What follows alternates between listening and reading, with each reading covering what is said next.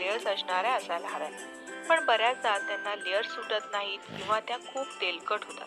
पण आज आपण जी पद्धत आणि प्रमाण पाहणार आहोत की ज्यामुळे या शंकरपाळ्यांना भरपूर पदर सुटतात आणि आतून पाहाल तर अगदी असे खारीसारखे मोजता येणार नाहीत एवढे हे पदर सुटलेले असतात. यामध्ये आपण अजिबात सोडा, बेकिंग पावडर कसलाच वापर केला नाहीये तरी सुद्धा हे असे चौपटीपेक्षा जास्त फुलल्या जातात. आज आपण वाटी आणि वजनी दोन्ही प्रमाण पाहणार आहोत की जेणेकरून तुमचं प्रमाण अजिबात कुठेही चुकणार नाही.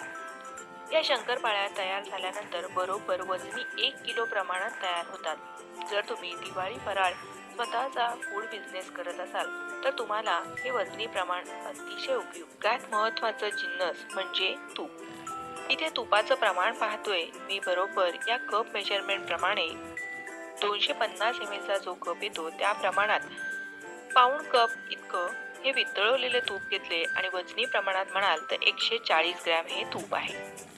त्यानंतर आपण साखर पाहतोय. साखर बरोबर आपल्याला 190 ते 200 ग्रॅम साखर घ्यायची आहे.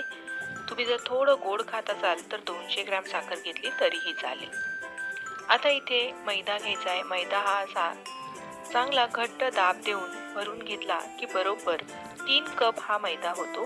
250 ml च्या कपने मी सगळी मापं घेतलेली आहेत. आता एक मोठं भांडं ठेवायचं. त्यामध्ये सर्वप्रथम तूप काढून घेतलं. सगळं साहित्याचं प्रमाण वजनी आणि वाटी मी दोन्हीही डिस्क्रिप्शन बॉक्समध्ये दिलेलं आहे. अर्धी वाटी इतकंच पाणी घेतलेलं आहे. पाणी थोडं कमी घ्यायचं आहे. पाण्याऐवजी तुम्ही दूधही घेऊ शकता. दुधाने आणखीन छान चव येते, पण शंकरपाळ्या खूप दिवस टिकण्यासाठी मी इथे पाण्याचा वापर केला आहे. पाऊण वाटी साखर आहे आणि वजनी प्रमाणात म्हणाल तर 190 ग्रॅम इतकी आहे. 200 ग्रॅम घेतली तरी काही हरकत नाही. थोड्याशा गोडसर आवडत असतील तर 200 ग्रॅम घेऊ शकता. आता हे मिश्रण साखर विरघळेपर्यंत फक्त हलवून घ्यायचं आहे. याला उकळी येण्याची काहीही गरज नाहीये. फक्त साखर विरघळली गेली पाहिजे. साखर विरघळली की लगेच गॅस बंद करायचा आणि हे पूर्णतः थंड होईपर्यंत वाट पाहायची. आता इथे आपण मैदा घेतोय. मैद्यामध्ये आता आपल्याला थोडंसं चिमूटभर मीठ घालायचं आहे. जरी गोडाचा पदार्थ असेल तरी सुद्धा मीठ घातल्याने त्याची चव आणखीन वाढली जाते. आता आपलं हे तयार केलेलं जे मिश्रण आहे ते पूर्णतः थंड झालेलं आहे. आता यामध्ये आपल्याला वेलची आणि जायफळाची पावडर घालायची आहे. आपण गरम असतानाच घातली असती तर त्याचा स्वाद तितकासा टिकून राहिला नसता. म्हणून हे असं पूर्ण थंड झालं की मग यामध्ये वेलची जायफळाची पावडर घालायची आणि मग हे थोडं थोडं मिश्रण या पिठामध्ये ओतून घ्यायचं. आपण घेतलेलं प्रमाण अतिशय अचूक आहे, त्यामुळे अर्धा किलो मैदा बरोबर या प्रमाणामध्ये भिजला जातो. त्यामुळे जरी एकदम ओतलं तरी काहीच हरकत नाही, पण तरी सुद्धा मी थोडं थोडं हे घालून चांगलं असं पीठ मळून घेणार आहे. पीठ मळताना सुद्धा आपल्याला फार जोर लावून, जसं आपण नेहमी चपातीचं पीठ मळतो जोर लावून, तसं काहीच मळण्याची गरज नाहीये. अगदी हलक्या हाताने सैल हाताने जरी हे पीठ मळलं तरीही चालेल.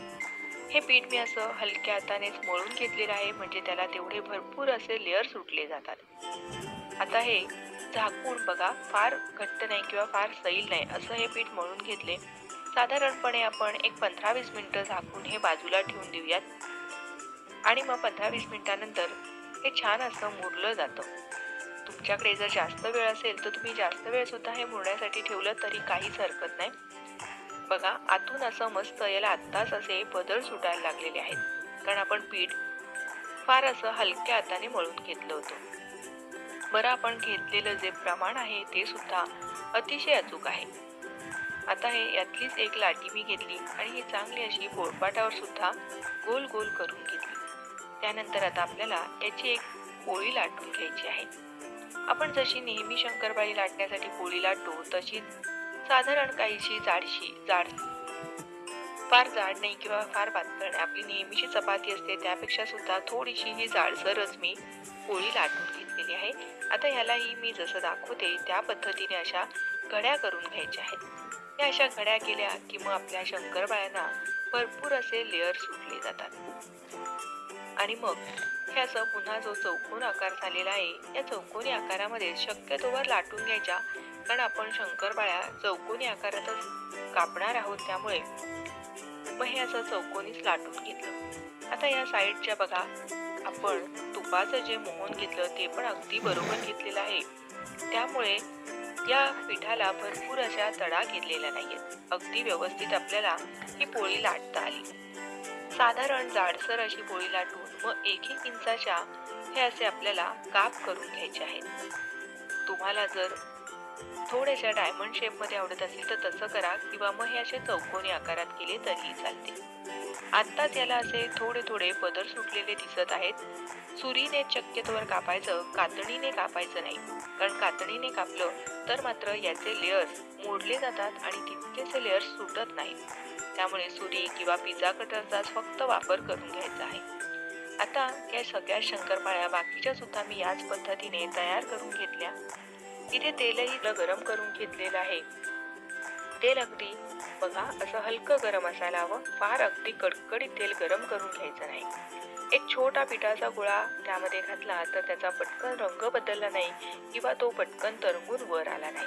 असं तेल गरम झालं की मग त्यामध्ये या शंकरपाळ्या सोडून घ्यायच्या. सुरुवातीला शंकरपाळ्या घातल्यानंतर साधारण मिनिटभर तरी यांना अजिबात हलवायचं नाही.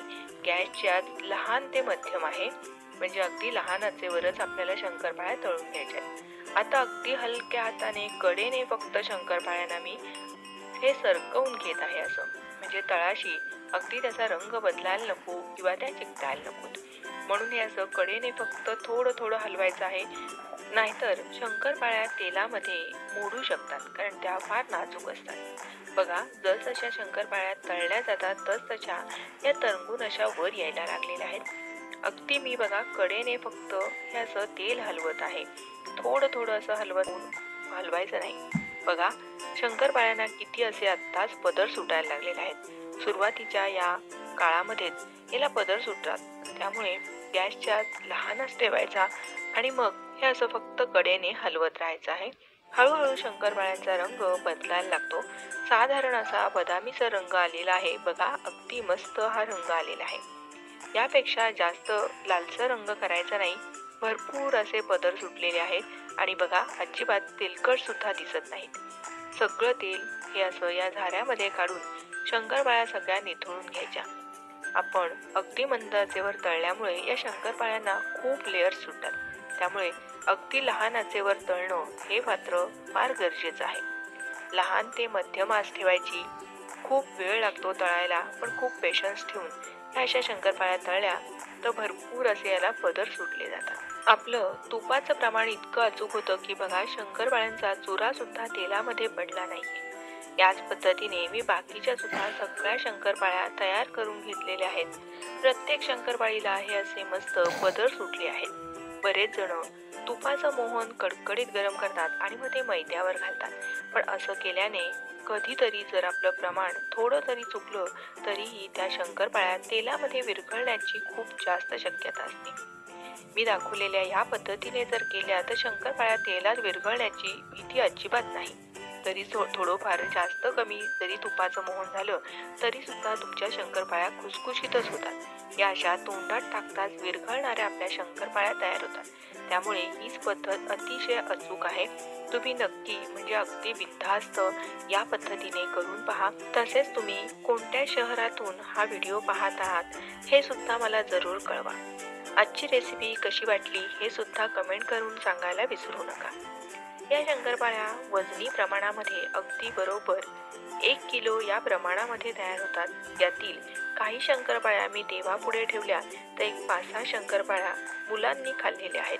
तरी सुद्धा 1 किलो 31 ग्रॅम इतक्या या आपल्या शंकरपाळ्या बनवून तयार झाल्या आहेत. तुम्हाला ही आजची पद्धत कशी वाटली, मी सांगितलेल्या टिप्स कशा वाटल्या हे कमेंट करून जरूर कळवा. रेसिपी आवडली असेल तर प्लीज एक लाईक करा. तुमच्या मित्रमैत्रिणी नातेवाईकांपर्यंत जास्तीत जास्त शेअर करा. आयकॉन सुद्धा प्रेस करा.